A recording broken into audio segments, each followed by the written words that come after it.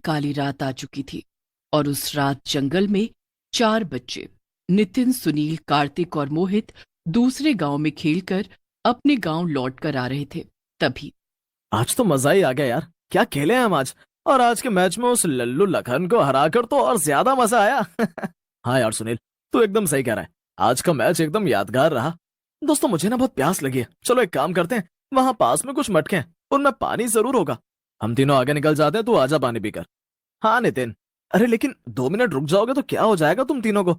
जाओ चलो, मैं आ जाऊंगा अकेले। हाँ। मोहित, कार्तिक और सुनील तीनों आगे निकल जाते हैं और नितिन उन मटकों के पास जाकर मटके में से पानी निकालने लगता है। तभी अचानक से उस मटके में से एक बॉडीलेस चुड़ैल बाहर निकलती है। उस चुड़ैल का केवल सिर ही होता है जो हवा में उड़ रहा होता है, लेकिन उसका चेहरा ही देखकर किसी की भी रूह कांप उठती। वो इतनी भयंकर होती है। अब तुम मेरे चंगुल से बचकर नहीं निकल पाओगे नितिन। नितिन वहां से भागने लगता है तो वो चुड़ैल अपने मुंह से आग उगलती है, जिस कारण नितिन के चारों तरफ आग लग जाती है और वो उस आग के चक्रव्यूह में फंस जाता है। मुझे छोड़ दो, मुझसे गलती हो गई, मैंने जानबूझकर कुछ भी मुझे मुझे मुझे छोड़ दो। मैं तो बस पानी पीने आया था।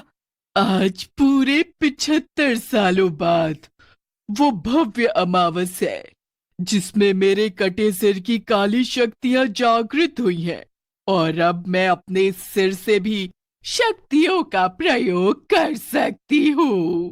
प्लीज ऐसा मत करो चुड़ैल, जाने दो मुझे, मुझे अपने घर जाना है। सुनील, मोहित, कार्तिक, अरे बचाओ मुझे, बचाओ।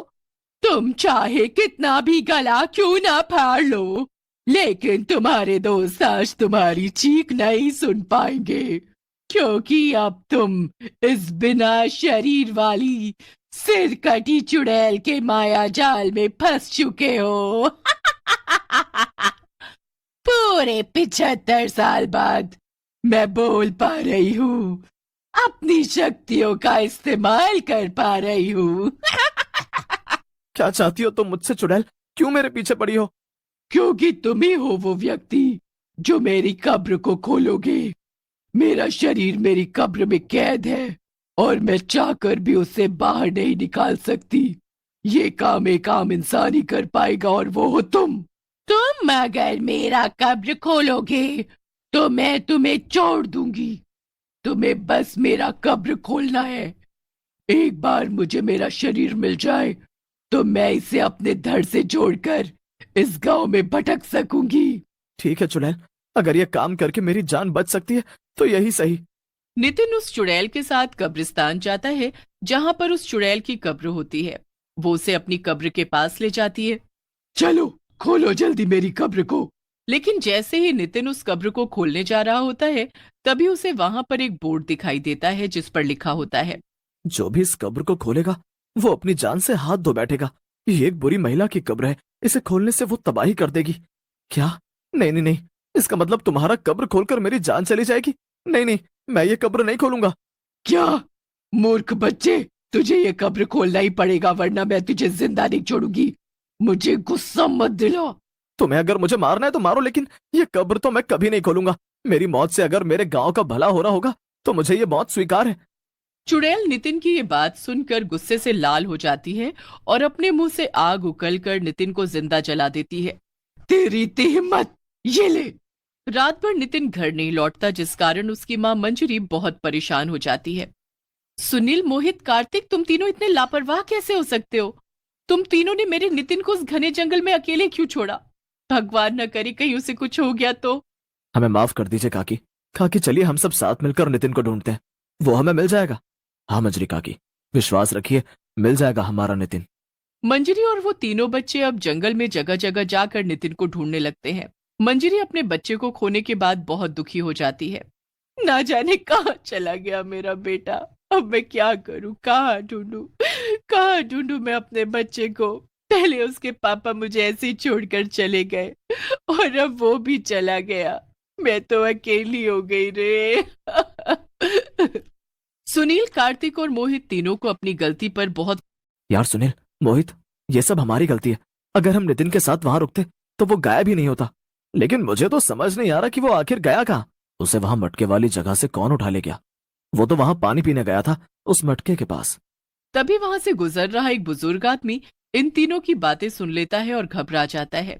हे राम, इसका मतलब उस चुड़ैल का सिर बाहर निकल चुका है।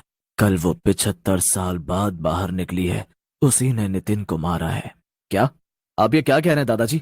ये बात 75 साल पहले की है बच्चों। इस गांव में भवरी नामक एक मटके वाली रहती थी, जिसका इस दुनिया में कोई नहीं था।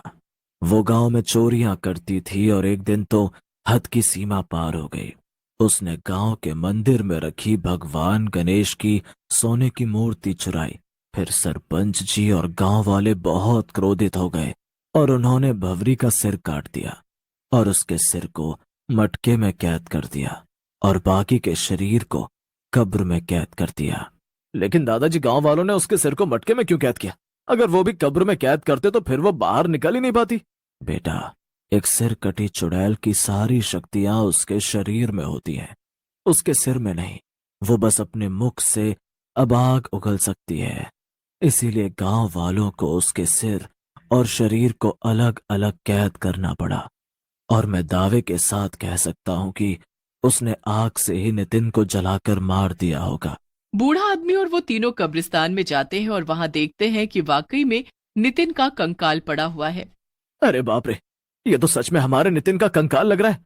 मैंने कहा था ना, उस बिना शरीर वाली चुड़ैल ने नितिन को जबरदस्ती अपना कब्र खोलने कहा होगा, लेकिन उसने नहीं खोला और उसके बाद भवरी चुड़ैल ने उसे जलाकर मार दिया। बेचारा हमारा नितिन। नितिन ने ही वो मटका खोला है और अब भवरी चुड़ैल का सिर इस गांव में घूम रहा होगा। वो जरूर किसी और इंसान को ढूंढेगी जो उस कब्र खोलने में मदद करे। तूने बिल्कुल सही कहा बूढ़े। अब तुम चारों को इस कब्र को खोलना ही होगा, वरना मैं तुम चारों को जला दूंगी। चुड़ैल का भयंकर और दिल दहला देने वाला खौफनाक चेहरा देख चारों की सांसें सूख जाती हैं। इस गांव से उसी का तो बदला लेने आई हूं मैं। मेरी आत्मा तड़प रही है, मुझे अपना बदला पूरा करना है। इस गांव के सभी गांव वासियों को मारकर इस गांव को शमशान भूमि में बदल देना है, और मैं वो करके ही रहूंगी, और तुम में से कोई मुझे रोक नहीं पाएगा। अगर अपनी जान प्यारी है तो खोल दो मेरी कब्र। नहीं नहीं, हम ऐसा कुछ नहीं करेंगे। कार्तिक, मोहित, दादाजी, इस सिर कटी चुड़ैल की बातों में मत आओ। अगर हमने अपनी जान के बारे में सोचकर इसकी कब्र खोल दी तो ये फिर भी इस गांव में तबाही ही मचाएगी। हाँ सुनील, तू सही कह रहा है।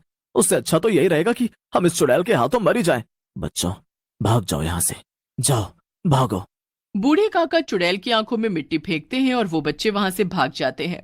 और फिर वो चुड़ैल गुस्से में आकर अपने मुंह से आग उगलती है और उस आग से बूढ़े काका जलकर मर जाते हैं।